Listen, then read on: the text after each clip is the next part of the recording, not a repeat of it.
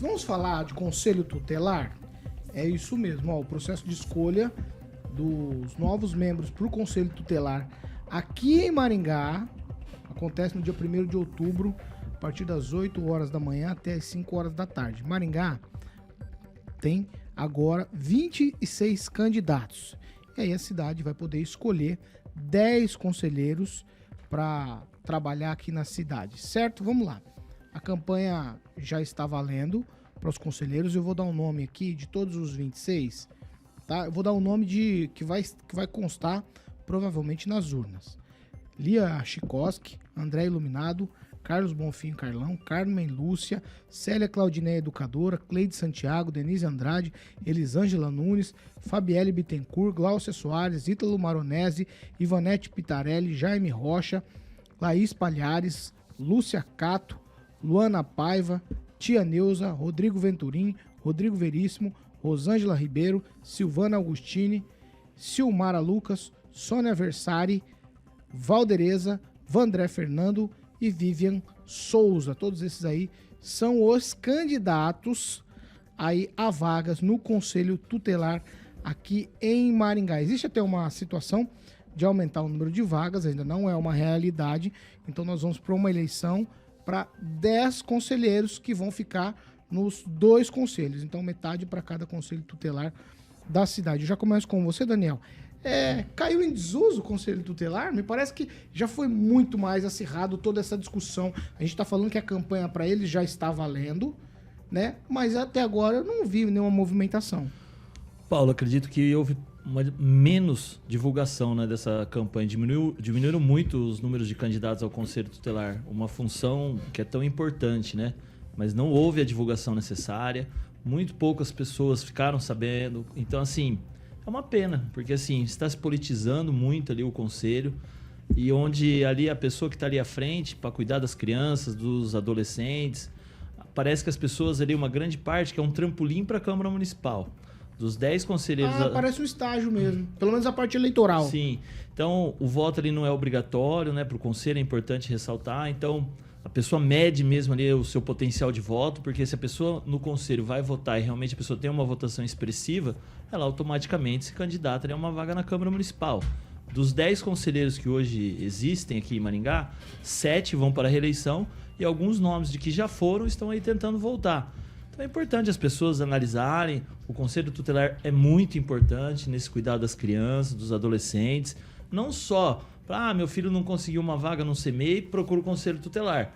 Não é essa só a função do Conselho, nem a principal função do Conselho Tutelar. São várias as pautas importantes, então é necessário analisarem os nomes. Às vezes tem pessoas que nem são tão conhecidas no meio político, mas no meio técnico ali são super conceituados. E é importante que o Conselho de Maringá seja fortalecido e que aí a gente espere que aumente de 10 para 15, né? Porque é o tamanho da cidade de Maringá, apenas com 10 conselheiros para cuidar de tanta criança e adolescente que tem aqui na cidade. Ângelo, o Daniel usou a expressão que foi politizado o conselho. E aí eu li uma nota em um blog, hoje pela manhã, dizendo o seguinte, que no Conselho Tutelar tem candidato que é apoiado por vereador, por deputado estadual e por deputado federal. Isso procede? Uma nota interessante. Nós tivemos o caso do Gesiel, que ficou famoso, né? Gesiel que foi lá para Brasília pedir golpe, e ele não é mais candidato. Ele é um dos 3 que desistiram. Ele, a Neia e mais um que eu não consegui me recordar. Do Altamir lá, que era assessor do Altamir. Não é Rodrigo o nome dele. Não. Tá, e o assessor do...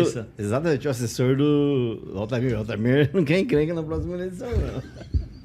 Mas é o seguinte, então esses 3 estão fora. Wagner. Eu sei, por exemplo, que o Gesiel vai apoiar a candidata do soldado Adriano e do sargento Faur. Sei de gente que está lá por... candidato do Bravin. Vou dar uma informação. Todas as eleições você teve urnas espalhadas por colégio de Maringá. É como se fosse uma eleição normal. Você usa... Só não é obrigado, né, ué? Não, é igual ao normal. Mas não é normal no obrigado, não é né? É facultativo. Depende do trabalho de cada conselheiro. Mas se existiam bastante urnas, hoje parece que vai diminuir as urnas. Vou dar um exemplo. Jardim Industrial, esse ano não vai ter urna. É muita coincidência, porque o candidato mais forte no Jardim Industrial chama-se Vandré Fernando. O conselho tem essa fama de bom trabalhador, tinha, né? Essa fama de bom trabalhador por conta do Vandré. Então esse ano não vai ter urna no bairro do Vandré. Mas vai ter onde nunca teve, por exemplo, no distrito de Floriano. Quem escolhe? Que é a Bravilândia. Mas quem escolhe? Então o candidato do Bravin Quem tem que grande escolhe? chance de se eleger. Quem é que escolhe onde vão ficar as urnas? Não tem escolha. Eles abriram... Ah, não tem escolha. Alguém escolheu. Não. A comissão eleitoral foi montada em março, em abril abriram as E aonde tu inscrições encontra essas informações? no CMDSA, Conselho Municipal da Direita E da não é Criança, divulgado, né? adolescente. Amplamente pra É, gente tentar entender, mas, né? ó, Eu nem sabia que ia ter Então, espera aí. eleição. Dá só uma seguradinha. É. Vai. Então, e é isso. E outra coisa também diferente esse ano é que você não vai ter mais Zona Sul e Zona Norte. Você vai ter o Conselho Tutelar número 1, número 2 e número 3. Isso, o terceiro, só se o prefeito mandar o projeto para a Câmara antes de outubro. Que, aliás, eu acho uma coisa muito estranha. Você faz as regras, são 7 ou 8 processos, etapas do processo, e primeiro você abre para depois ver quanto vai votar. Né? Isso politicamente também influencia para o prefeito. A gente sempre lembrando que ano que vem é ano de eleição municipal. Talvez, se for 15 vagas, conforme prometido, vai ter aqui o projeto, vai valer e tal. Mas são 16. Olha só o que vão ficar de fora, só. É uma eleição bem das mais michurucas. Até tem. Acho que foi até. Vai. Bem que fala. Pensado nisso, porque é muito pouca gente por um cargo que é cargo comissionado, ganha bem, entendeu? Você tem o valor na ponta da língua? Equivalente, acho que é equivalente a gerente da prefeitura. Deve ser em torno de 8 mil e poucos reais bruto. Então é pouca 7 gente mil para pouco disputar uma eleição dessa. pouco Talvez a pouco eleição menos divulgado, disputada. pouco divulgado. Isso. Pamela. Então, Paulo, eu ia mesmo tocar nesse assunto sobre a importância que um conselheiro tutelar tem, né? A gente precisa realmente ressaltar aqui, a quem for votar, que vocês prestem muita atenção. Quem dessas pessoas realmente tem um envolvimento, uma preocupação com a infância, com a adolescência, quem tem um trabalho voltado para essa área aqui em Maringá, porque realmente o que eu tenho visto é pessoas se lançando a esse cargo com intenções políticas, né? Muito me admira como pode um assessor de determinado parlamentar também ser conselheiro. Maringá já está muito defasada com relação ao número de conselhos tutelares e conselheiros, né? Pelo número de habitantes e a legislação, Maringá deveria ter pelo menos, ao que eu entendo aqui, mais uns 2 centros, né? Então nós temos Zona Sul, Zona Norte, teria que ter mais 2 para dar conta da demanda. Então, sempre que uma criança sofre alguma violação de direito, né? Sempre que alguma criança ou adolescente passa por maus tratos, etc., é o conselho que entra em ação. Então, é muito importante que as pessoas entendam que isso não pode cair nessa esteira somente da política. A gente precisa colocar como conselheiros pessoas que tenham afinidade, que tenham um trabalho voltado em atender crianças e adolescentes na nossa cidade. Não adianta ficar votando em pessoas que só vão usar o cargo como trampolim político e depois a gente dizer: poxa vida, vejo crianças em situação de vulnerabilidade e ninguém faz nada. Vejo crianças no sinal, etc e tal, e ninguém faz nada. Vejo crianças abusadas e ninguém faz nada.